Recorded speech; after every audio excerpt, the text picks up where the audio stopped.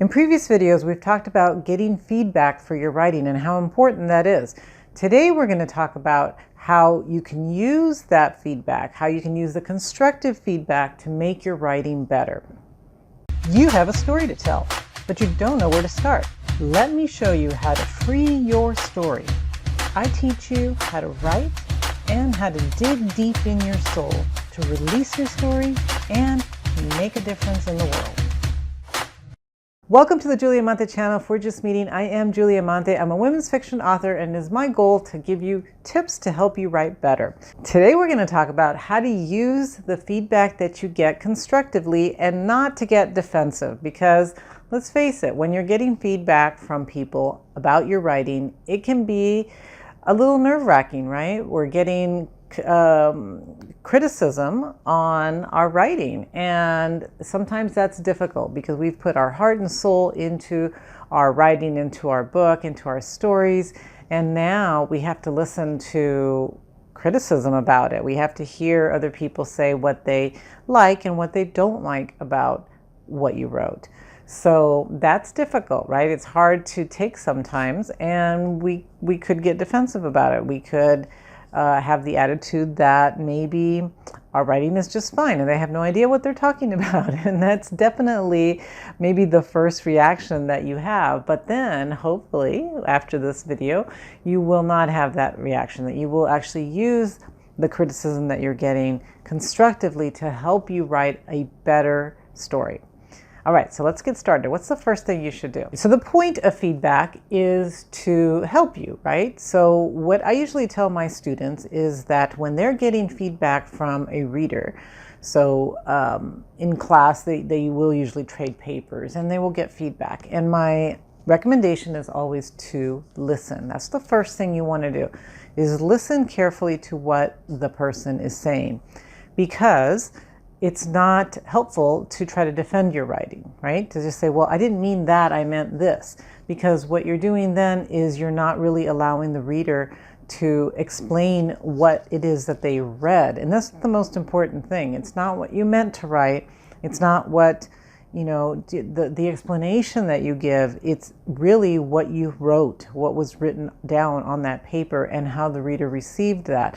If the reader didn't understand something, if the reader didn't get what you were trying to do, then you didn't do it, right? So you didn't get it down on the paper. So the first thing that I always say is just listen carefully. Take some notes, pay attention to what they're saying. You can write questions down if you have questions.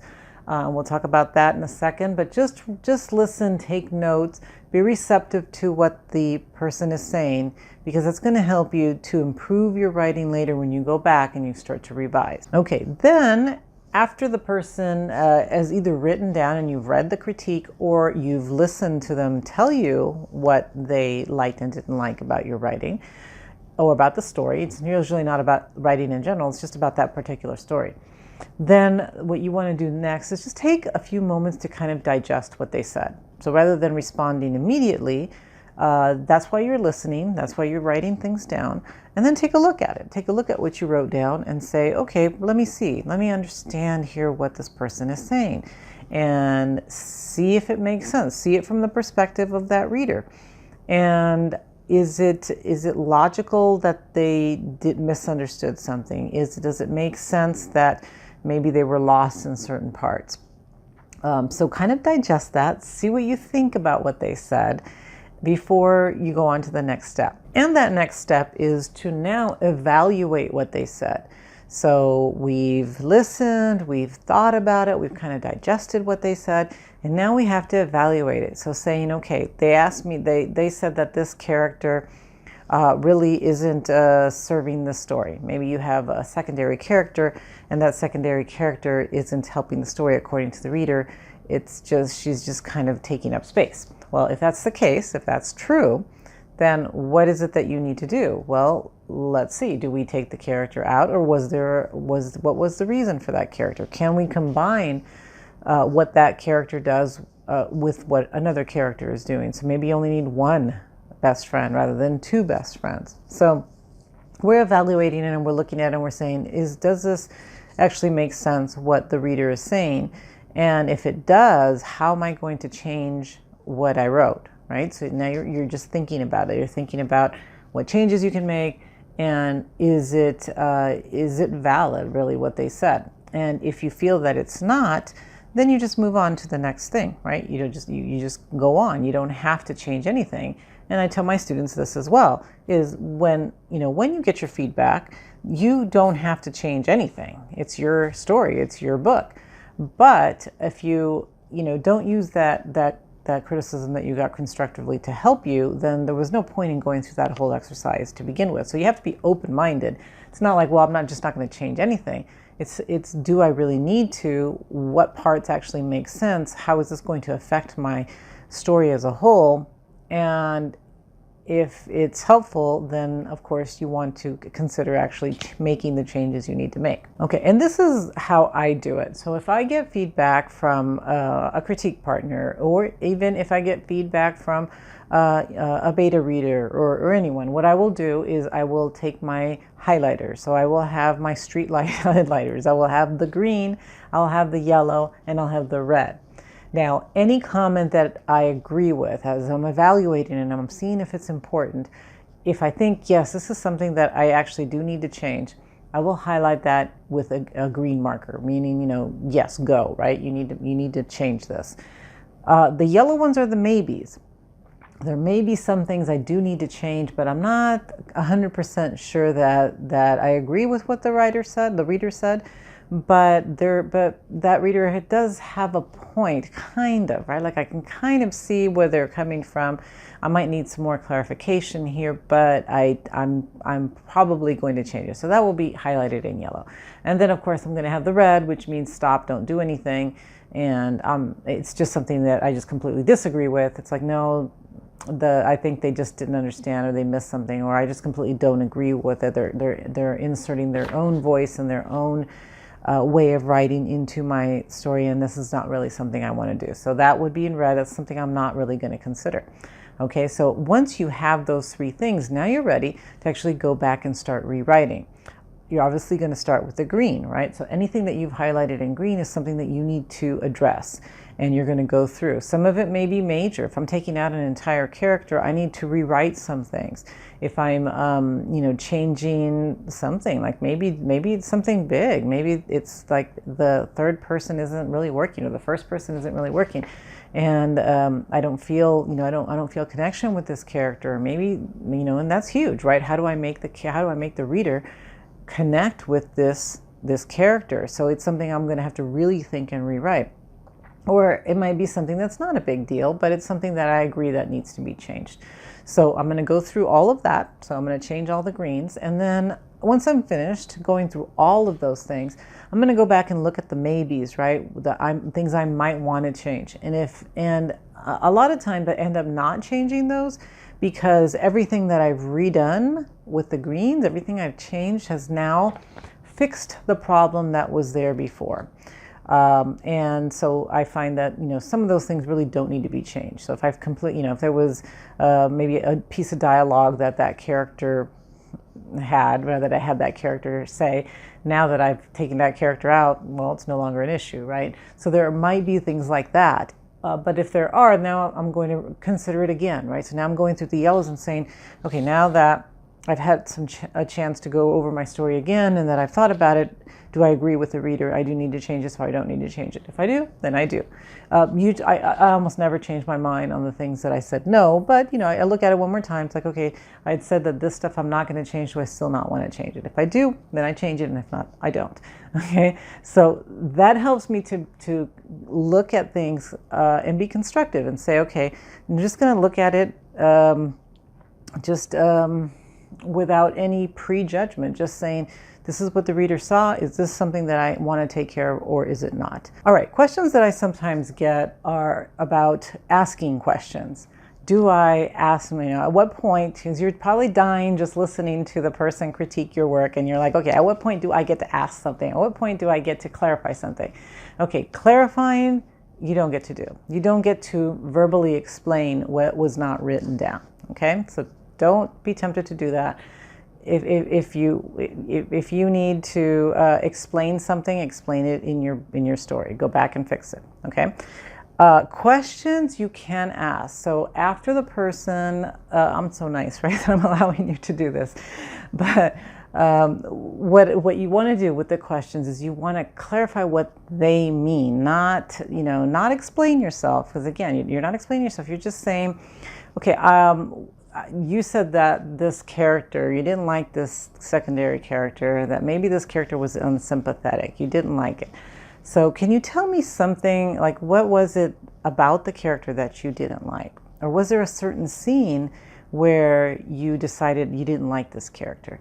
Because this does help us to rewrite better. So if we understand, exactly why this character was rubbing the reader wrong, right? Just like, no, I don't really like this character. Why? So I want to know that, right?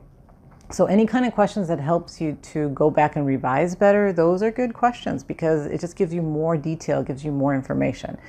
If it is, a question again where you're just trying to like, well, I don't really understand why, I don't know. I can't even think of a bad question to ask, but anything again that is helping you to write that story better, you can ask so that the reader can explain that. And you may be in person, or it may be something that you're emailing later after you've had a chance to take a look at it. You go back and you're like, okay, can I ask you a question about what you said here? All right, so questions are okay, explanations are not okay, or defensiveness is not okay. Okay, but you might be saying, but that was painful, it was hurtful, I kind of feel defensive. Like, what should I do with that feeling? And okay, I understand. Hopefully you never get feedback that is just plain mean-spirited. And if you do, I hope that you can just let that go and just say, okay, well, this person said this and it really wasn't helpful. They're just being mean. And again, hopefully nobody is really doing that. I think I've only had that situation once, where I felt that it wasn't criticism to help, it was just criticism to kind of attack. And if that's the case, what do you do? It's never feels good to be, to be attacked or to get bad, to get critical feedback, right? But again, what do? Well, you feel the pain. You feel, if it's painful, it's painful. What are you going to do? You're like, okay, well, that kind of hurt. It really kind of hurt my feelings, or even if the person was right, it could still hurt, right? Like this person said, I need to change all this, or this was really poor writing.